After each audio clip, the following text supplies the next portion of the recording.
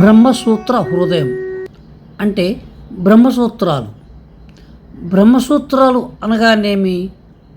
బ్రహ్మసూత్రాలు అనేవి హిందూ తత్వశాస్త్రంలో, ముఖ్యంగా వేదాంతంలో అత్యంత ప్రామాణికమైనవి.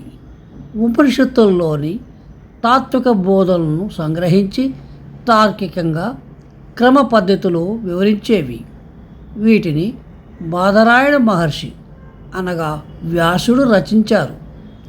హిందూ సనాతన ధర్మములో 3 అత్యున్నత ప్రామాణిక గ్రంథాలు ఉన్నాయి: ఉపనిషత్తులు, భగవద్గీత, బ్రహ్మసూత్రాలు. వీటిని ప్రస్థానత్రయం అంటారు. సూత్రం అంటే అతి తక్కువ పదాలలో లోతైన అర్థాన్ని ఎలాంటి సందేహాలకు తావు లేకుండా చెప్పే వాక్యాన్ని సూత్రం అంటారు. ఇవి మొత్తం 4 అధ్యాయాలుగా సమన్వయ, అవిరోధం, సాధనం, ఫలం 555 సూత్రాలు కలిగి ఉంది. ప్రధాన అంశం సర్వవ్యాపి అయిన పరబ్రహ్మం యొక్క స్వరూపం ఏమిటి? జగత్ సృష్టి, స్థితి, లయలకు కారణం బ్రహ్మమే అని ఇది స్పష్టం చేస్తుంది.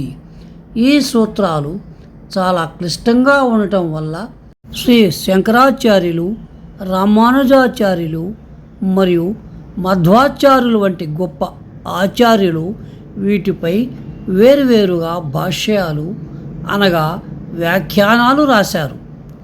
వీటి ద్వారానే అద్వైతం, విశిష్టాద్వైతం, ద్వైతం వంటి ప్రధాన తత్వాలు ఆవిర్భవించాయి. బ్రహ్మసూత్రాలను తెలుసుకోవటం వలన ఉపయోగం ఏమిటి?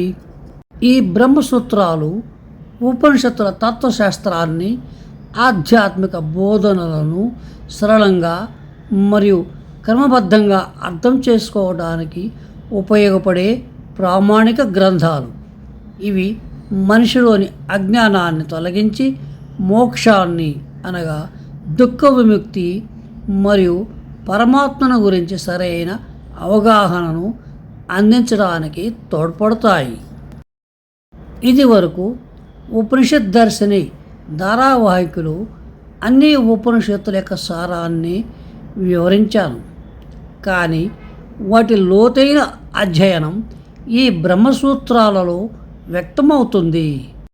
కావున శ్రమ అయిన ఈ బ్రహ్మసూత్ర హృదయం అనగా బ్రహ్మసూత్రాలను అందించదలిచాను. ఈ బ్రహ్మసూత్ర హృదయం సంకలనం స్వామి శ్రీ మేధానందపురి, కైలాసాశ్రమము, ఋషికేశ్. శుభం భూయాత్.